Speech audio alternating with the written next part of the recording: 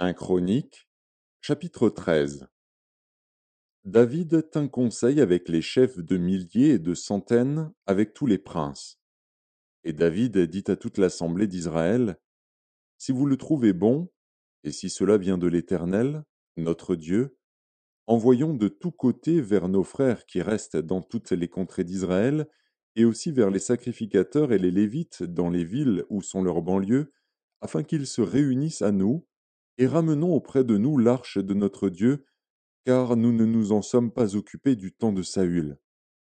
Toute l'assemblée décida de faire ainsi, car la chose parut convenable à tout le peuple. David assembla tout Israël depuis le Shishor d'Égypte jusqu'à l'entrée de Hamath, pour faire venir de Kirjat-Jéarim l'arche de Dieu.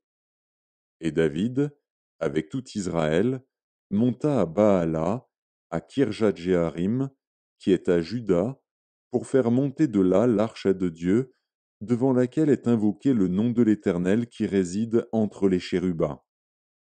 Ils mirent sur un char neuf l'arche de Dieu, qu'ils emportèrent de la maison d'Abinadab. Uza et Agjo conduisaient le char. David et tout Israël dansaient devant Dieu de toute leur force, en chantant et en jouant des harpes, des luths, des tambourins, des cymbales et des trompettes. Lorsqu'ils furent arrivés à l'ère de Kidon, Uza étendit la main pour saisir l'arche, parce que les bœufs la faisaient pencher. La colère de l'Éternel s'enflamma contre Uza, et l'Éternel le frappa parce qu'il avait étendu la main sur l'arche. Uza mourut là, devant Dieu.